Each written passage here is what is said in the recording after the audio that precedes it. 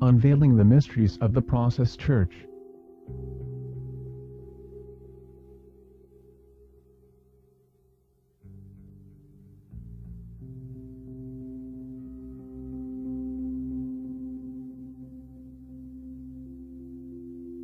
With the publication of Timothy Willey's book on the process, a new perspective of the group has emerged which reveals a radically different view from all that has been written about to this point, the majority of the books and articles having enmeshed the process into a conspiratorial role by identifying it with the Manson family, son of Sam, or by postulating other nefarious activities that they imagine they might have been involved in.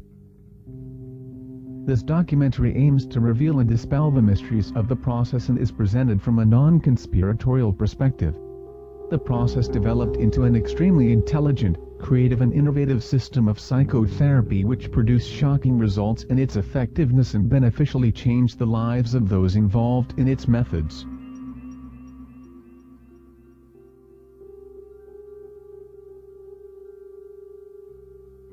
While the sociological impact evidenced by the process upon any widespread mainstream audience was minor, those who utilized their therapeutic methods found them an effective way to tap inner reservoirs, and many aspirants were enthralled by the apocalyptic philosophy espoused by Robert de Grimston.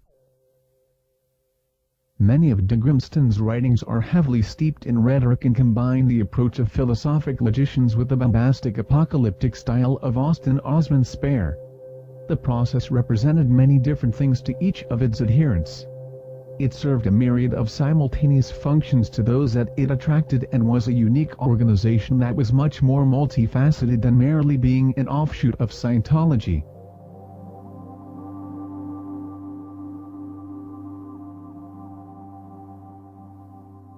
The process was a sociological experiment that pushed the boundaries of what was achievable working within a group dynamic.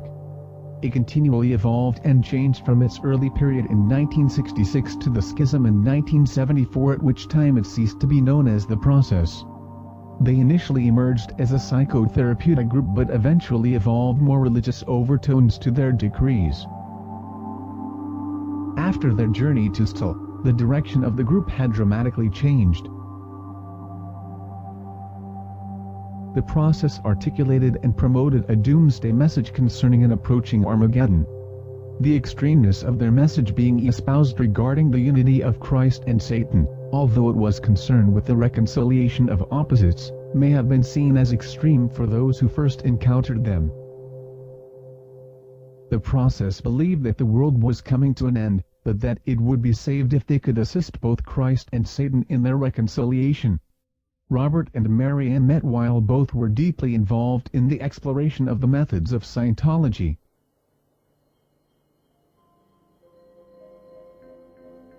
After becoming clear, Mary Ann influenced Robert, during their sessions as auditors using the E-meter, to deviate from the standard practice of auditing by following their own line of questioning designed to uncover points of contention which were spiritual and psychological block in those participants. Mary Ann found a complementary partner in Robert, and aided by a powerful chemistry that developed, they were able to evolve techniques which came to be used in compulsions analysis. Robert changed his last name to de Grimston because of its occult significance. They continuously revised and improved upon their therapeutic techniques and probed the minds of their inner circle in lengthy brain-probing sessions and produced oftentimes startling results. In 1962, Robert Moore and Mary Ann McLean joined the Scientology Center located in London on Fitzroy Street. After quickly rising through and acquiring considerable skills as Scientology auditors, they grew weary with the unquestioning adherence to Hubbard's doctrine and began to develop their own methods for auditing. They resigned their positions in the Scientology organization and began to combine the concepts of Adler regarding compulsive goals with techniques taken from Scientology. Continually refining their methods and producing dramatic results with their clients, in 1963 they announced their own psychotherapeutic group, known as Compulsions Analysis. Its methods were designed to rid the patient of compulsive behaviors. They used the e-meter as a powerful tool to measure emotional charge and produced effective results through their adept usage of the device. As the therapy sessions continued, a deeper sense of spiritual purpose began to emerge from the group of participants, under the guidance of Robert and Marianne, and this manifested in the formation of the Process Church. The name Process was chosen as a reference to the change that occurred through transformative means of their influence. They relocated to 2 Balfour Place in the Mayfair district in London and emanated a professional demeanor in this upscale neighborhood. After lengthy deliberation, it was ascertained that the group should travel to Stil in the Yucatan Peninsula. While living at Stil, the group weathered a severe hurricane, and de Grimston experienced a direct contact with the gods. The members experienced a rebirth and realized a fundamental theology level of purpose and significance, and the group set course on a spiritual odyssey. The Omega drifted further from reach after this early period and soon was only seen by those in the innermost circle. As the processor's theological ideologies developed, de Grimston interpreted 3 basic forces which he designated as God, Lucifer, and Satan. Christ was presented as the unification principle of these divergent energies. Because Satan was included amongst these primordial energies, it was easily and purposely misconstrued by those who had accused the process of being involved in Satan worship, animal sacrifice and venerating the principles of evil. The gods and their people clearly delineates the 4 paths held within the process and how each may be described. It provides a thorough account of the role of the gods and how they manifest in our lives and may be better understood and used to one's advantage. This eventually evolved into a system of higher and lower aspects of each of the 4 divisions. The 4 gods of the process represent basic underlying personality types which at their core can be observed to have 4 distinct and unique attributes. Although some process members treated them as actually existing in a non-corporeal sense, others conceived them as theoretical archetypes, a combination of which makes up the human psyche. By properly understanding the subconscious drives and desires that are motivated through the interactions of the gods, man may come to realize the structures that control our behavior and attain to the aspirations of one's higher self. Each individual leans more to one particular god, although all 4 are present in the self to varying degrees. Jehovah represents strength. He is the wrathful God of vengeance and retribution, demands discipline, courage, ruthlessness and a single-minded dedication to duty, purity, and self-denial. Lucifer, the light-bearer, urges us to enjoy life to the fullest, to value success in human terms, to be gentle, kind and loving, and to live in peace and harmony with one another.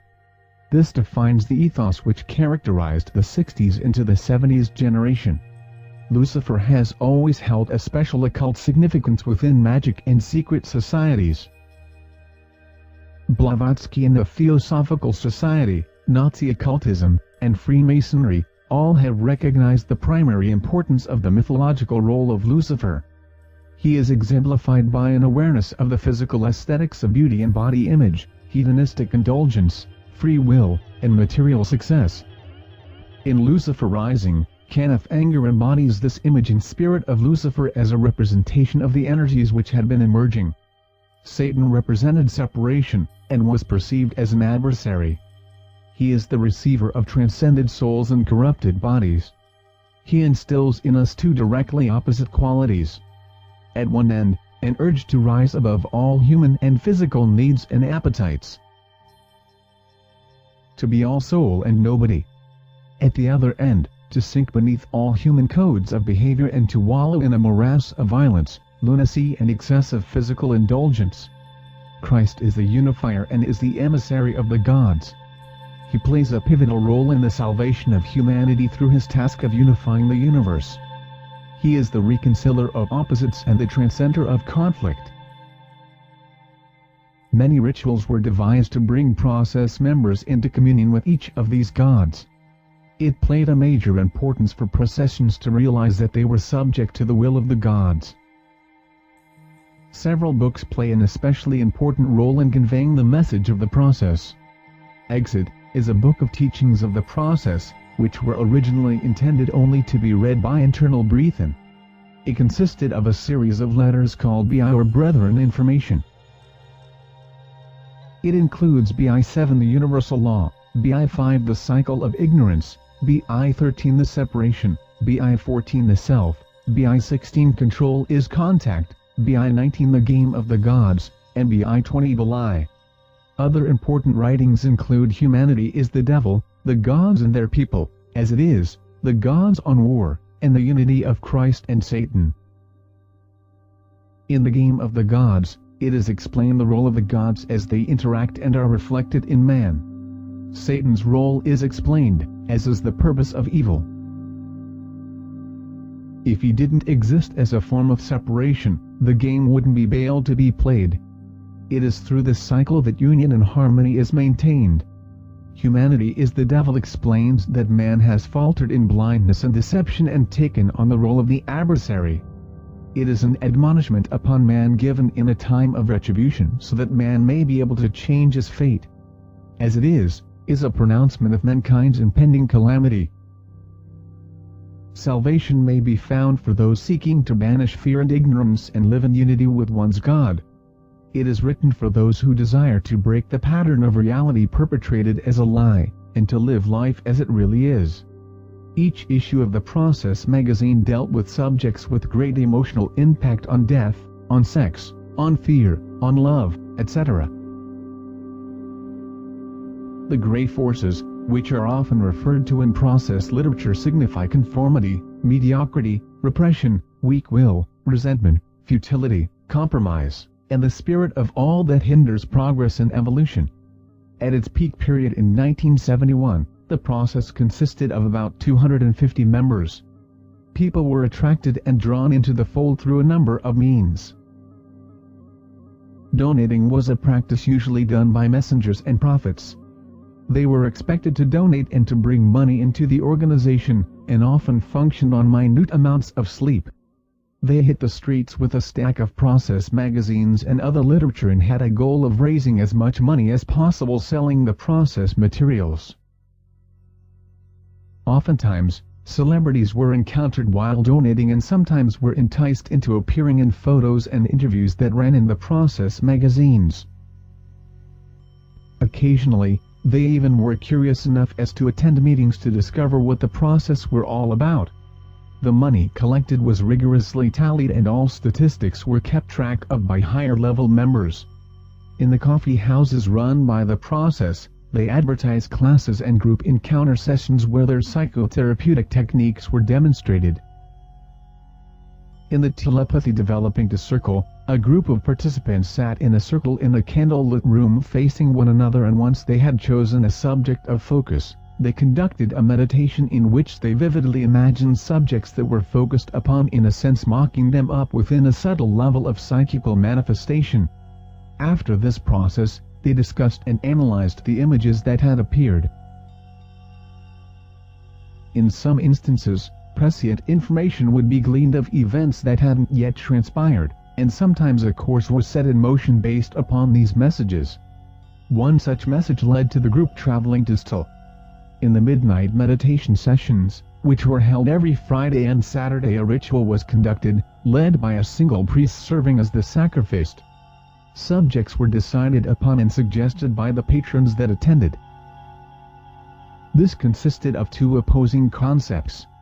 The focus was that a resolution of conflict is achievable by fully reflecting upon both sides of an issue or idea and recognizing the underlying connection that comes into play in a more occluded level. Interspersed between these meditations, processions were sung. Progresses were educational and therapeutic classes which were held for initiates, disciples or messengers. These superseded the communications course originally held by Conclusions Analysis. In addition to the study of processian teaching, a series of exercises were practiced which pushed beyond the limits of sensitivity and interpersonal communication and broke through self-restricted levels of personal comfort in the participants. This study of intention-counter-intention served to accelerate the evolution of consciousness in the members. The P-scope or process E-meter was used in the early period of compulsions analysis but began to be phased out in the early period of the process. Photo identification cards were made for and distributed to all members. One revelation in Timothy Willey's book, Love, Sex, Fear, Death, is that although Robert was the out-front part of the Omega, Mary Ann was very much the one in charge, and had groomed Robert in his role of the teacher, and helped choose for him the message being transmitted, as well as the form in which it was presented. Robert was influenced and controlled by Mary Ann, and was the one following her plans the majority of the time. She was the one who had been gifted with the power to see into the deepest regions of one's personality, as well as having incredible powers of persuasion and a dominant will that was able to manifest that which she set her mind to. It was generally known to those in higher ranks that although Robert wrote much of the doctrinal publications, Mary Ann was the one who wielded the power. Together Robert and Mary Ann formed the Omega. Robert served as the teacher, and Mary Ann as the oracle. In reading Robert's accounts and initial sketch for an autobiography, it is clear that Mary Ann was his muse and that he was fully willing to serve to her needs. He felt that she was an incarnation of the goddess. To quote from initial sketch, Mary Ann is a God figure for those who can't find God within themselves. And everyone needs God, either inside or outside, and very few can find it inside. She was after my soul. She wanted to drown my individuality in her own. She wanted to encompass me completely, starve my reality and replace it with her own. She'd done this with countless other people and she'd do it with countless more. I was just another candidate. There was an alternative she'd settle for. If she could drive me away on my decision, there would also be a victory. Not so great a triumph as owning me, but a triumph nonetheless. If I couldn't take what she handed out and still stay with the game, she'd have won by my default. But that was second best. The first and foremost goal was to have me believing everything she believed, and with as much conviction. As credit to the extent of her power of suggestion, I must admit that there were many times when she almost succeeded. It shouldn't have been hard to attribute to Mary Ann the infallibility of God. Basically, Mary Ann was the real drive in the situation, I was the intellect. She had the certainty, I had the answers. She had the eye for an opening, I had the means to navigate it. She knew the move to make, I knew how to make it. Without her, I'd have been too uncertain to plunge ahead. But between us we had the essential elements, and in no time at all we were in business. Celebrities played a role in getting the message of the process transmitted and able to be received by a receptive audience. Mick Jagger and Mary Ann Faithfull were prominently visible on the cover of Process magazines and were also featured in interviews. George Clinton featured two of De Grimston's writings on his Funkadelic albums. America Eats Its Young contained a short piece entitled America, and Maggot Brain has an essay that had been taken from the Fear issue of the Process magazine. Many important and influential celebrities crossed paths with the Process and received their publications. Timothy Willey met Tim Leary and was able to give him heartfelt advice and a Processian perspective to help him deal with the weighty issues that he had been struggling with. He had previously met William Burroughs through Ian Somerville in Tangier in the 50s. A Process band was organized in Toronto and often played at the local Process coffee house. It came to be known as the Process version and featured Willey on lead guitar. They recorded 10 songs in a Toronto recording studio, but hopes were soon quashed by Mary Ann, who hadn't liked the music, so inevitably nothing further became of the recordings. Another foray into the media was attempted by Malachi, who had been invited to appear on a nationally syndicated talk show. He was told he was to receive a fair time allotment to explain his ideology, but instead, the opportunity was used to put him on the spot and devolved into a public scrutiny of the Process. sex was used as a means of control within the group. Although celibacy was practiced by processeans within the lower strata because it thwarted the natural flow of sexual energy, sex was viewed as a powerful force which one must come to terms with so as to not allow it to dominate one's behavior and thinking. The process experimented with sex couplings with members of the group. Some members were paired together in process unions and sexual relations were allowed with these members. However, no one owned each other in the process, and the concept of adultery didn't exist within the group. Group sex was indulged in at experimental gatherings that had been orchestrated by the Omega, but mostly was directed by Mary Ann. Members were encouraged to go beyond the bounds of societal restrictions and one's own inhibitions and to connect with their sexual energies at the core of their being. They acted out their deepest fantasies and subconscious desires. Normally, the Omega did not actively participate, although Mary Ann did couple herself with Willie in one instance. Sex seems to have played a factor in the dissolution of the marriage of Robert and Mary Ann. She seemed to encourage him to physically express his attraction to Mother Morgana, and afterwards to have used this against him in a manipulative power play that disposed him from his position in the Omega, and from his role of teacher within the process. Children that were born and brought up in the process community were cared for by nannies in the group whose chief duties were to attend to them. They sometimes were sustained in small quarters under somewhat harsh conditions and were treated with a harsh authority.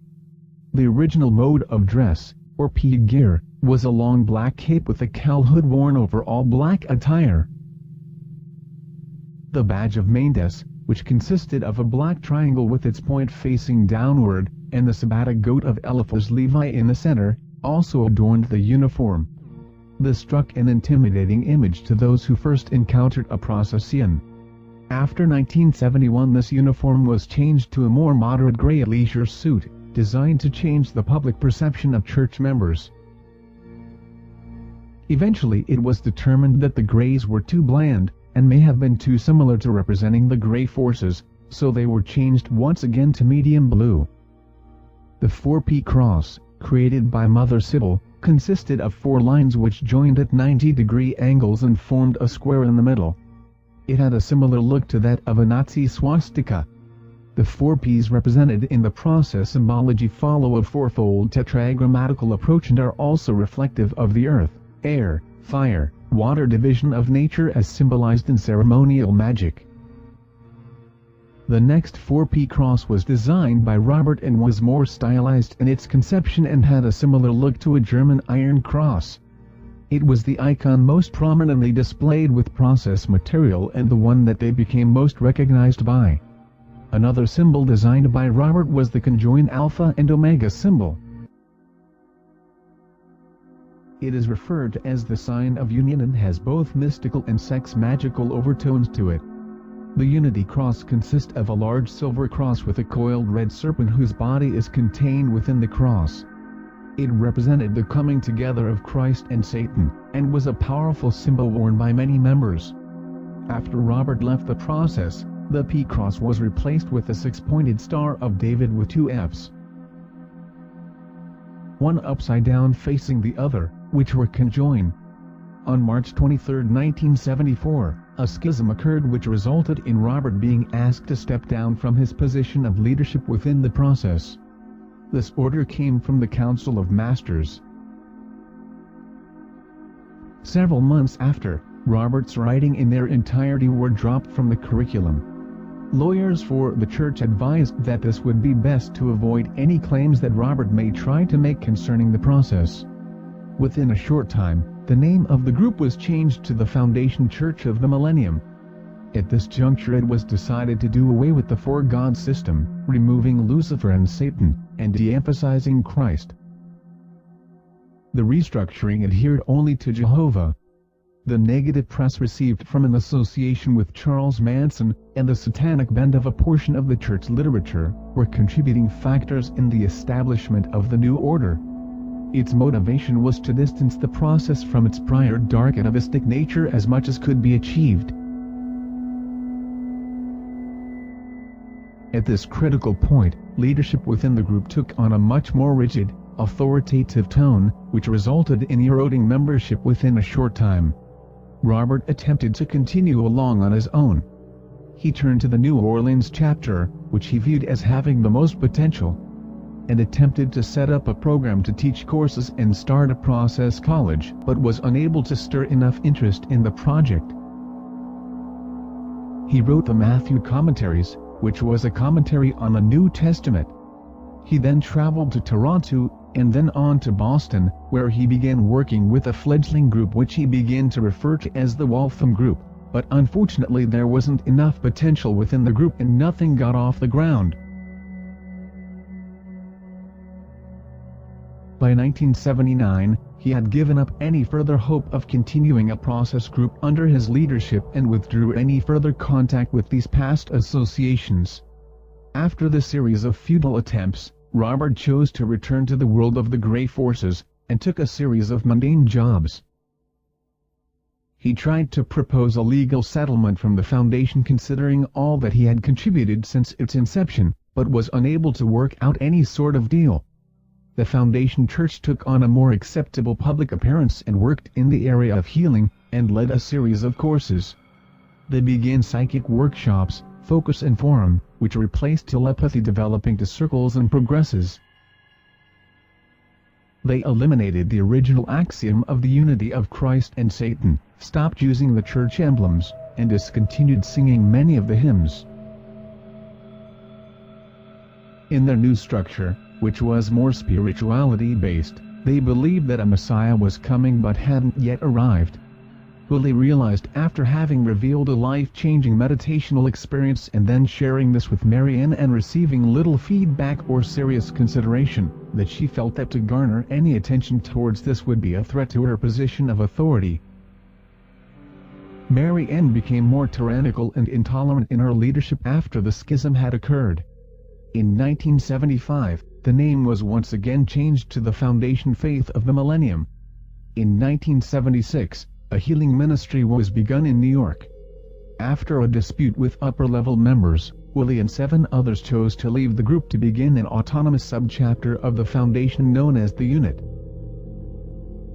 This was met with legal wrangling by members of the Foundation, and after less than a year, the Unit dissolved. After several less than profitable years had passed, Foundation members relocated to Kanab, Utah, in 1984 and decided on another dramatic reinvention by eliminating all religious affiliations held by the group.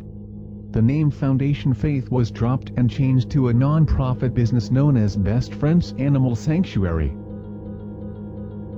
Since its inception in the late 80s, it has continued to expand and thrive and is now one of the most successful sanctuaries in the country. It even has its own television show on National Geographic called Dogtown, which is recorded at Best Friends. Marianne died on November 14, 2005. Reportedly she had been in a coma prior to her death. A rumor mentioned by Willie is that during an evening stroll at Best Friends, she was attacked by a pack of wild dogs that ripped her throat out and tore her apart. A fitting mythology for a woman who styled herself as the goddess Hecate. She was married to longtime process master and Best Friends administrator Gabriel DePayer at the time of her death.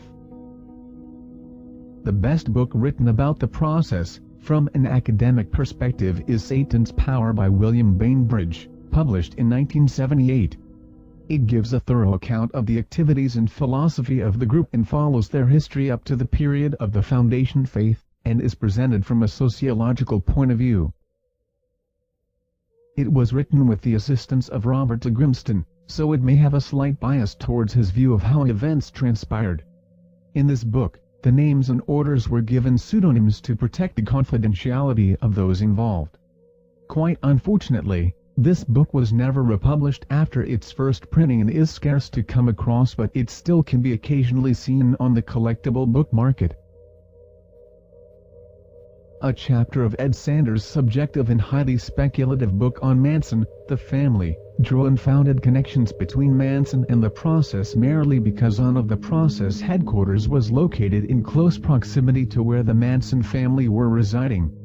Some of Manson's notions of incarnating the energies of the Braxis and going beyond good and evil were similar to de Grimston's thesis of the reconciliation of opposites, the dissolution of the enmity between God and Satan.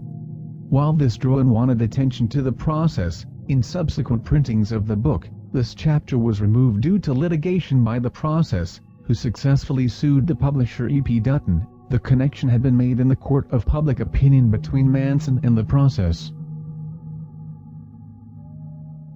Members of the group even went so far as to visit Manson in prison, and in a subsequent article in the death issue of the Process magazine, a brief article contrasted Manson's writings on death with that of the Christian author Malcolm Muggeridge.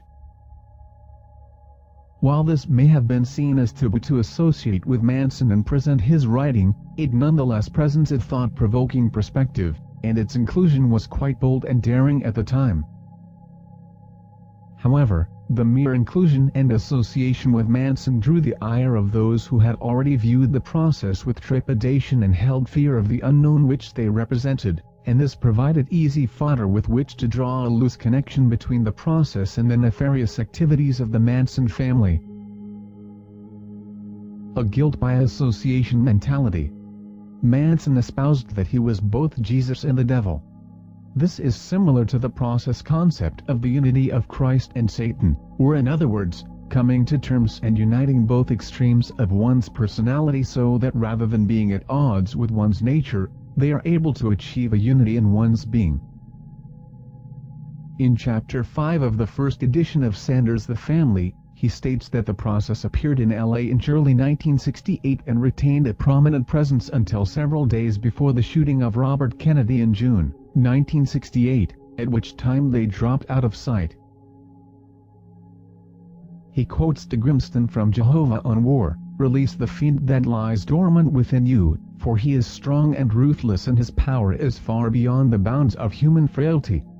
By this, he implies that Robert is advocating the acceleration of bloodshed and violence, and that once this has transpired, the process would be the chosen ones who shall lead the way in the post-Armageddon. Maury Terry was a part of the satanic ritual abuse hysteria which was in full force in 1987. Sanders purports that the Process magazines eulogized Hitler and that its graphic content spilled forth with gore and mayhem.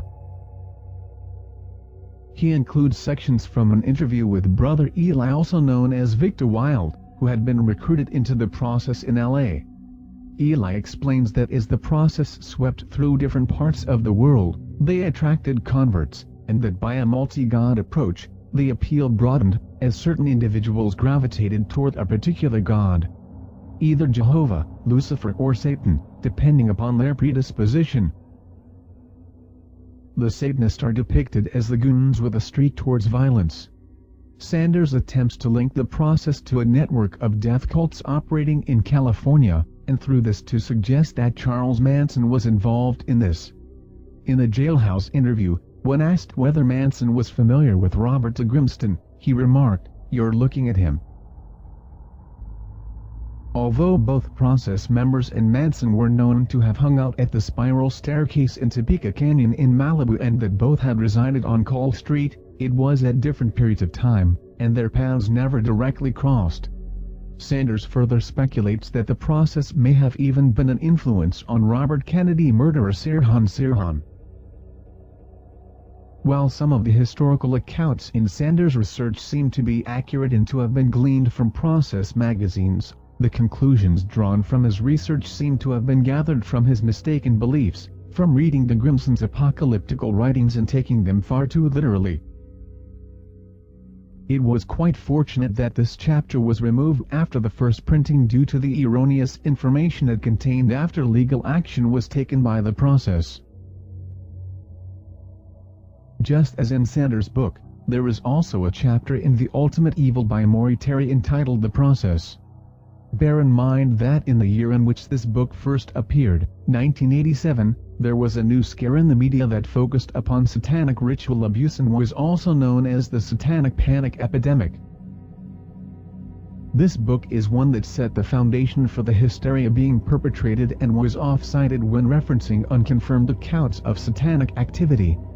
The insidious factor that set the precedent in this book was the theory that there exists a covert, highly orchestrated satanic organization which trafficked in murder, child pornography, drugs, human and animal sacrifice, and that it threatened the very fiber of modern society. In Untermeyer Park located in Yonkers, skinned German shepherds were discovered. David Berkowitz was known to have been in the area shortly before they had been discovered. The process was known to be fond of the Alsatian breed of German shepherd. Terry implies that perhaps the sacrifices could have been initiated by a fringe group within the process. In Berkowitz's letter to Breslin, he refers to a group that took credit for the murderous mayhem, known as the 22 Disciples of Hell. Terry perceived the process to be a cult, so in researching the group, he already imagined all sorts of sinister abominations lurking behind every corner. Terry spoke to Sanders while researching this book, so it should be kept in mind that much of the information provided regarding the process came through the filter of Ed Sanders, who was an advisor for this book. It presents his slanted, biased view that the process was a sinister satanic cult. Terry saw them strictly as a satanic group, rather than a fourfold equilateral system that was focused upon a union of opposites. Once again, as with Sanders, Terry took literally the writings of de Grimston as easy fodder to present his view that the process was a cult bent on hastening the end of the world through means of chaos and murder in order to cleanse the world of the grey forces so that they could rebuild a satanic empire in the New World Order. Another de Grimston quote that Terry seized upon was the statement, "My prophecy upon this wasted earth and upon the corrupt creation that squats upon its ruined surface is thou shalt kill." This was taken from Jehovah on War. It should be remembered that in this tumultuous period the Vietnam War raged on daily and student protest sought a way out of the senseless slaughter being perpetrated in the name of freedom. Terry asserts that Manson had been heavily influenced by the process and that he shared an affinity to the idea of a duality of Jesus-Satan, which he believed he was a living example of. Similarities between the process writings on fear and Manson's concept of getting the fear is viewed as more than mere coincidence by Terry. The process magazine's Fear and Death he viewed as being chock full of Nazi and other forms of forbidden imagery. The union of the Lamb of God and the goat of Satan were described by Terry as an unholy alliance. He reveals that all members of the process, regardless of their affiliation with a particular god, were required to undergo a long stretch of Satan worship, supposedly involving blood rituals and sacrifice. He states that Stanley Baker admitted that he was a member of a process offshoot in Santa Cruz known as 4Pi, or the 4P movement. Baker stated that the group practiced ritual human sacrifice and that he was a cannibal and had ritually sacrificed dogs as well. One murder that he had been convicted of occurred in O'Neill Park in the Santa Ana Mountains. The group of which Stanley was a member was said to possess a portable crematorium to dispose of any evidence of their crimes. Terry goes on to speculate that Berkowitz was simply a hitman for the 4Pi.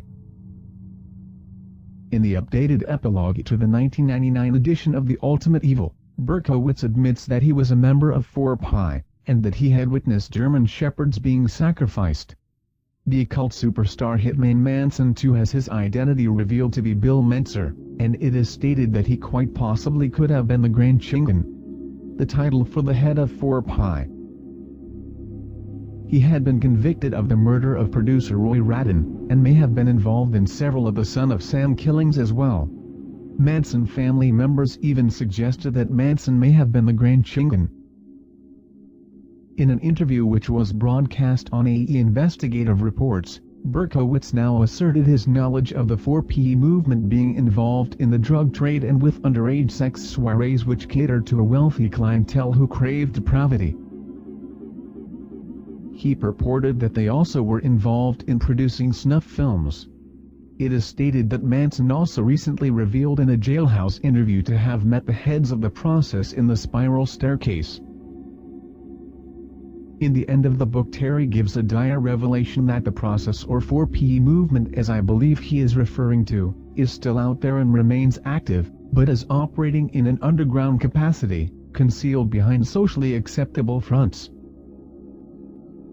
Hard to believe that throughout this pack of loose speculation and innuendo, the 4pi, which Terry would have readers believe, is operating as a malignant evil underlying the very fabric of society and hell-bent on murder and ushering in the Armageddon.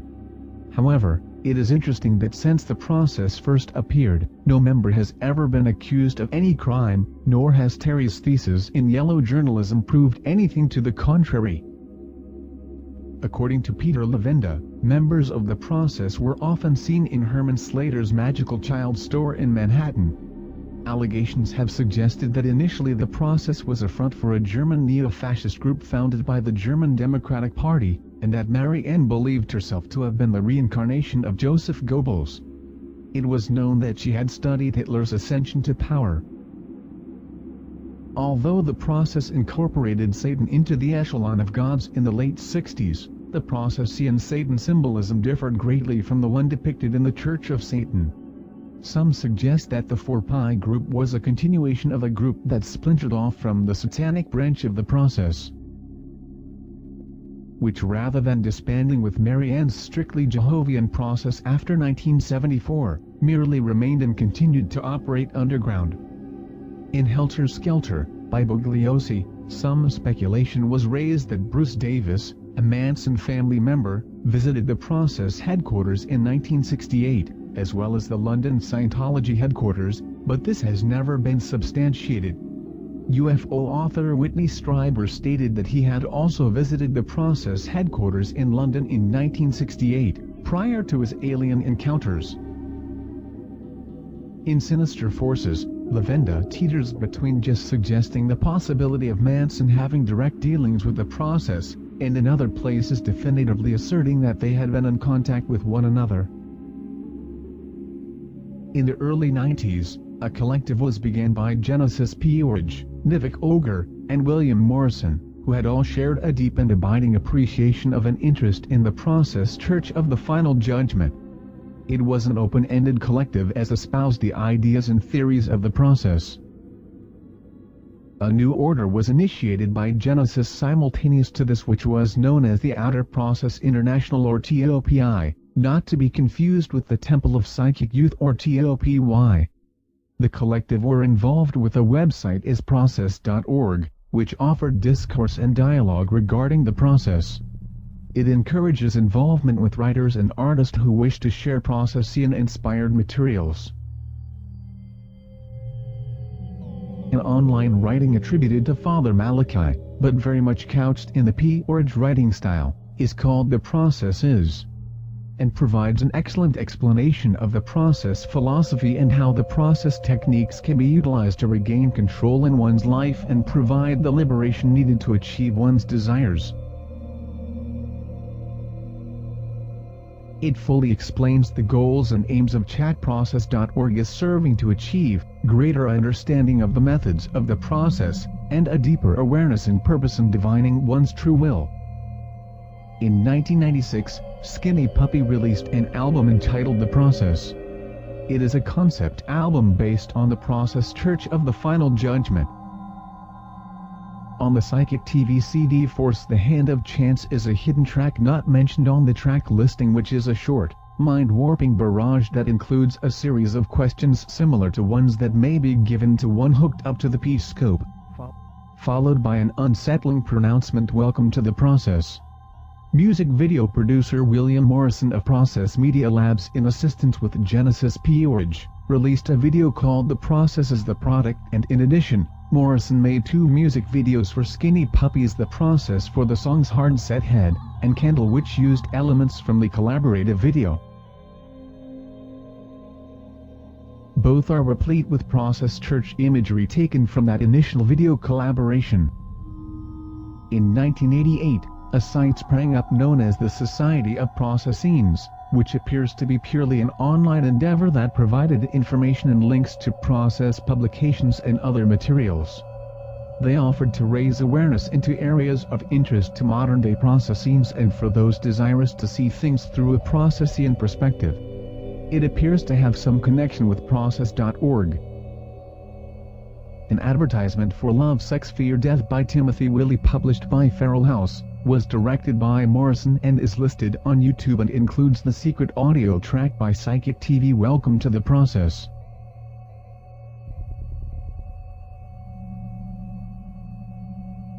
A band called Electric Wizard has a process-inspired video on YouTube called The Processian.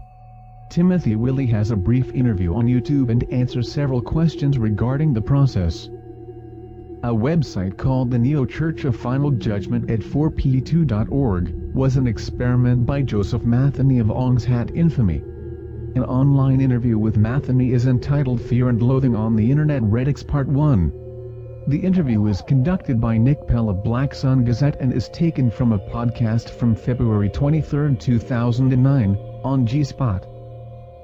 Matheny admits to having been the person who created the 4p2 project as a social exercise in myth-making and data collection. He viewed the process as it was seen publicly as being a boogeyman that had a dark, enduring myth that had been exploited and misrepresented through the writings of Ed Sanders and Maury Terry. The fictitious shadowy group responsible in these books was known as the 4p movement or 4pi. This was the identity that Matheny chose for his charade because of its ominous and nefarious associations. It was an experiment to see what sorts of response would be received from the conspiracy sites by purporting that the 4pi movement was reforming. It was purposely disinformational in its conception and done as an exercise in critical thinking. He simply linked the 4p2 site to the Process Church Wikipedia page to create exposure for the site. In the page, he included pictures of Berkowitz, Manson, Zodiac, and the smiley face killer to add to the foreboding mystique. The site was organic in its creation in the sense that once Matheny set it up, he left it alone to see what sort of effect it would cause. The site received a lot of traffic and during its peak period, it received over 13,000 visits. The majority of responses came from conspiracy theorists and true crime buffs. Particularly those interested in Zodiac, son of Sam, Manson came to the site. Half of the people that wrote to Matheny sent vitriolic, hostile letters accusing him of horrendous, irresponsible actions. The other half were described by Matheny as disturbed, sociopathic individuals looking to join and or associate themselves with 4pi and anxious to be mentored in mayhem. Matheny is a cultural engineer who posits diverse avenues of endeavor such as writing, producing and invention focused on fringe belief systems. He went so far as to identify himself as Manson II, the fictional maniacal leader of the 4pi group who supposedly trained Manson and Berkowitz. Matheny first became acquainted with the process while hanging out on the same circles as Psychic TV and Skinny Puppy just as their CD The Process was being released. At this period there was a great upsurge of interest in the ideas and philosophy of the process. At this point Genesis wanted to usher in a rebirth of the process and was making inroads in this direction. Matheny was more interested in the methodologies and techniques used in the process rather than any doctrine associated with it. As Matheny had theorized, only about 2% of his responses to his site got what he was doing. Matheny's inherent approach is to question reality, authority and belief systems which are blindly adhered to by the vast majority of the population. He views most magical groups as originally having useful techniques designed to break a person out of consensus reality, but once they become institutionalized they devolve into lifeless rituals devoid of their initial power. After the publication of Love, Sex, Fear, Death, The Inside Story of the Process Church of the Final Judgment by Timothy Willie and published by Adam Parfrey and Feral House in 2009, a renewed interest in the process was kindling. On August 23, a Sabbath assembly was conducted in Los Angeles. This was followed by the publication of Propaganda and the Holy Writ of the Process Church of the Final Judgment, which is a lavish hardcover reproduction of 3 issues of the Process magazine. Sex, Fear and Death, in 2011 by Feral House. For those who were able to be a part of the process, it represented an initiatory school that allowed for the possibility of spiritual advancement and evolutionary growth to occur. it was a revolutionary system that changed the lives of those involved with it. While some members in the end may have felt themselves to have been financially exploited by the Omega, it gave members a chance to experience life in a spiritual, philosophical mystery school in an environment that couldn't be encountered anywhere else.